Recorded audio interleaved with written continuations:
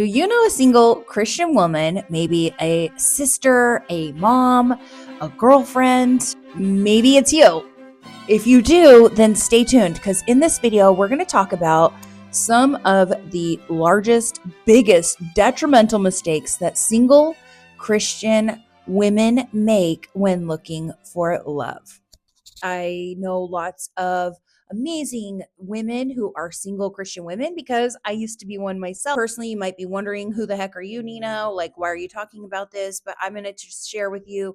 I was in a toxic, narcissistic, really horrible situation for about 9.5 years. Once I got out of that situation, it was just really difficult. And looking back, I'm like, I went and said to myself, I vowed to myself after that situation, because it really almost destroyed my life. And I just vowed to myself to never, ever, ever let anyone do that to me again. And I vowed to never be in a situation like that again. And I always said, if I could ever have a chance to help another woman not get in that situation, then I would. And now I am happily married. Just recently, last year in 2024, I got married, and he's an amazing man, and he supports me and encourages me and helps me do nothing but flourish. Anyway, welcome, and I'm so glad you're here. And we're going to dive right in to mistake number one. Mistake number one is where you are willing to compromise your faith, meaning you will date a person outside of your faith. And I truly believe that's a mistake. And honestly, I personally, I don't think I ever would or have dated anyone outside my faith. And so I just know that if I were to ever want to be married to someone or settle down with someone, for sure, I would absolutely want to share the same belief system as them, just because I know, I couldn't even imagine not sharing the same beliefs as somebody. That would be so difficult. It says in the Bible, it literally says, you guys know, in 2 Corinthians chapter 6, verse 14 and 15, the Bible tells you, and God himself tells you, not to be unevenly yoked with a partner. And because it's true. How many times have you met someone and they have married outside their faith, and you can really tell, that it's not a good situation. Okay, ladies. Okay, so moving on to mistake number two that I see a lot of women make. And actually, this wasn't my thing that I made up, but after dating for maybe a year, I decided I was going to get serious, and I kind of researched a little bit what to do. And this is where I stumbled upon this next one. And that is not having, a lot of women do not have a list of non-negotiables. So I was watching this dating coach, and this was one of the best pieces of advice aside from the yoke. But it was having a list of non-negotiables. And so I had a list, and I'll show you a little video here. I had a list of like 200 qualities that I wanted someone to have, but I didn't have a list of non-negotiables, meaning things that I would not waver on. And so she suggested having a list of non-negotiables and not straying from that. And so I love that. So number two is ladies, you got to have a list of non-negotiables, maybe. And she had 7. So I did 7, and you cannot stray. So you need to find out these non-negotiables right away, and you want to not stray from them. So I have my journal, this is my prayer journal from 2021. And this is when I was actively dating and looking for, love and all that. And so I was just going to share with you guys my 7 non-negotiables that I wrote down. And this is from like March or something of 21. So it says, my 7 non-negotiables. Number 1 is, my first one is, I must feel safe on all levels, meaning emotionally, mentally, physically, sexually, and financially. Number 2 of my second non-negotiable was, he must be 100% ready for the same thing I am. So I will never forget, I was on a a date with someone. We went to the beach for the day because I live pretty close to the beach. And we went to the beach and we're sitting there having a great day, great time. And he said he wanted a long-term serious relationship. But then at one point during the lunch, he actually said, I'll never forget it. He goes, yeah, I don't ever see myself getting married ever again. And I 100% wanted to be married.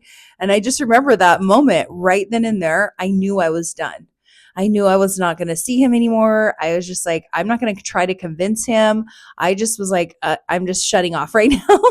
So anyway, I let that one go. My third non-negotiable was he must be interested in me, right? He must hunt, I guess you want to call it. He must pursue and invest in me.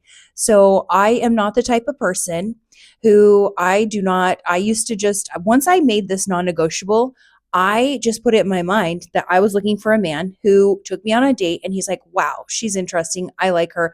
I'm going to ask her out again. I would never reach out to a man. I would never call or text or anything. Once I left that date, I left the date and I'm like, it's in his hands. The fourth non-negotiable was he had to have emotional intelligence. And I think a lot of women, that's why they tend to get unhappy in a relationship, is because they find someone who is unwilling to grow. And that is very frustrating to us women, like extremely. So you want to find somebody, if it's important to you. I'm not saying it's, I'm just giving you my non-negotiables, but maybe it's not important to you. I'm just saying it was really, really important to me. I need an emotionally intelligent person because I don't want to live my life fighting and arguing, and I don't want to do it. So I need someone who's emotionally intelligent enough to have a respectful, loving conversation. Okay, moving on to my fifth non-negotiable, which was being financially responsible. So I'm not saying he has to be a millionaire. That's not my point. A lot of women look for, money, wealth, cars, status, this and that. I know that they do that, but I personally was looking for someone who was financially intelligent, someone who was a spender, but also a saver, somebody who didn't like a lot of debt. Like I don't like a lot of debt. I've never been a person, it keeps me awake at night. So I'm like, no, I don't want a person who just has massive amounts of debt. I mean, unless it's for a home or you know what I'm saying, but I mean, just frivolous debt. So actually when we went on my first date with my husband, he walked me out to my car. And he goes, oh, so this is your car? He goes, well, I parked across the parking lot. I'm like, oh, that's nice. He goes, that's my car over there. And I looked and he parked kind of a few rows over, and it was a Astro van. I don't know if you guys know what those are, but they're really old. They're kind of like dorky looking. And I'm like, okay, whatever. And he was so concerned because I guess it's a few other women had like said, oh my gosh, you'll never find a good woman if you have that van. And he's like, whatever. And actually I saw it differently because I'm like, well, awesome. He doesn't have a car payment. He understands that, a car just gets you from A to B, right? You don't need a Range Rover, even though I would love one. You don't need a Mercedes or big pickup truck. I thought it was actually quite endearing that he did not have a car payment and he was financially intelligent with his money. So I think a lot of people would see that. A lot of women, and I can tell you when I first started dating, I actually didn't think that way. I was looking for the nice cars and this and that. But at the end of the day, that's really not what's important.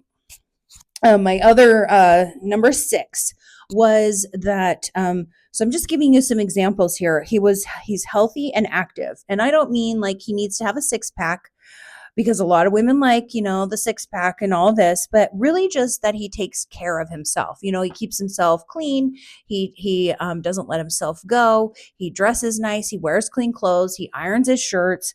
And also in that is one of my non-negotiables, which was no addictions. I didn't want any addictions to pills, depression pills. Like I met plenty of guys who are on depression pills. I didn't want a smoker. I didn't want an alcoholic. I mean, ladies, there are a lot of men who are alcoholics out there, and a lot of ladies, I'm sure too, but there are a lot of people who have drinking problems, who have drug problems, and you just want to stay away from that. I actually went out with several people who had drinking issues.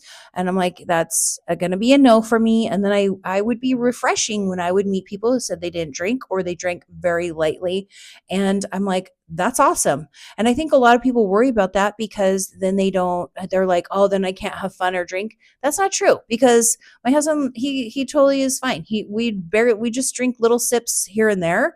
No, at our age anyway, we don't need to get wasted and drunk anyway. It's ridiculous. And it just doesn't work anyway. So we don't need to do that. And then the last one, which these are in no particular order. I will say this. I just wrote these out one day, but number 7 is must be a conservative Christian. So that was on my list of a non-negotiable. And so although I dated people and went out with people, if they were not a conservative Christian or had conservative values, I personally knew I wasn't going to continue and move forward into a long term serious relationship that led to marriage.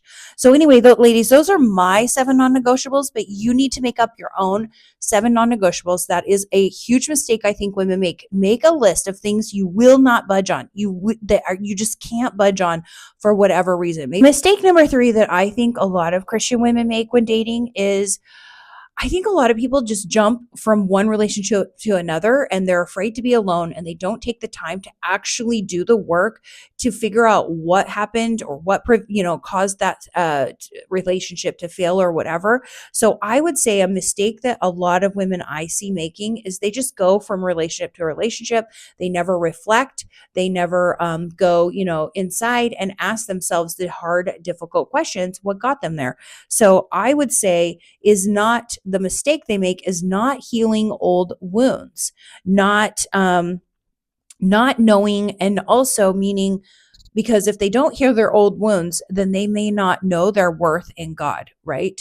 Because we do need to know our worth in God's eyes. Otherwise, we're just trying to seek validation from other people, from other men, and then that leads to, if you have low confidence or low self-esteem and you're not knowing your worth in God, you are very susceptible to a narcissist and a narcissistic relationship. Get some counseling, or do some work on yourself. Get maybe a Christian dating coach or something, so that you can work out some of the issues that led you to where you are today, right? And how to prevent some of the things that happened. I wanted to pop in here and tell you that I have recently launched a Facebook group called Journey to Grace with Nina, and that's me. It's a private group, so go to the link in my channel area and it'll have Journey to Grace. It also has a website. Join that and introduce yourself, say hi, and we're going to continue with today's video. So chat soon. Remember this: men love confident women. Men love women with convictions. Men love women with boundaries. So remember, get those 7 non-negotiables and keep them, because men love women who hold them to higher standards. They actually do love it, and they like rising to the occasion. That is what I found. And they like it when you don't back down. Like, they like it. They love a challenge. They love a strong woman. I mean, we don't have to be mean or anything. It's just they love a woman with a strong conviction. Okay, mistake number 4 that I often see a lot of Christian single women make is not trusting God's plan and not trusting his timing. So I see a lot of people, not just women, but this is for women. So I'm going to talk to you ladies, but a lot of people try to force themselves into relationships, right? They go on a couple dates and all of a sudden they're in a relationship. It's silly. That's not really how it's meant to be. You need to date someone. You need to get to know them, their friends, their family, their life, their lifestyle, before you decide to get into a relationship, because all those things matter. So one piece of dating advice that a lot of dating coaches will have, and it was one of the only good pieces of advice, because they have some really terrible advice, but this one I found really good, and I did do that, and it was to have a full life. So A lot of people rush into relationships because they're lonely. They don't want to be alone. They just want to be in a relationship. They want somebody there. But honestly, if you fill your life with positive things, if you fill your life with wonderful friends, if you fill your life with God, God's word, right? Going to church, these, and have fun adventures, go out with girlfriends, do fun things, be adventurous, learn a new skill, learn a new hobby, take a new class. If you do those things and fill your life up with things that fulfill you and make you happy, actually, that's more attractive to a man than someone who feels sorry for themselves, who sits at home on a Friday night, right? That is not attractive to a man, is knowing that someone's just sitting home eating ice cream on Friday night watching Netflix. It's just not. But if he tries to ask you out and he's like, hey, what about Friday night? And you're like, oh my gosh, I'm going to a play with my group of friends. He's like, wow, this girl's busy. People want to spend time with her. People want to be with her. She must be savvy. She must be smart. So I did get a dog, right? I got a puppy during that time that I was single because that brought me so much joy. He brings me so much joy every single day. And he just, he gave me something to take care of. He gave me a friend. He gave me something to be active with, because I would take him on walks every day. I would go to the dog park. I actually got asked on a date at a dog park once. So, that is appealing and attractive to men, is when you have a life outside of them, because nobody wants to think that, oh, I'm going to get into this relationship and I am their everything. That is a lot of pressure. That's a lot of pressure. So you want to have a life of your own. Okay. And here's the biggest mistake of all, ladies: ignoring red flags. So we cannot, as women, ignore red flags.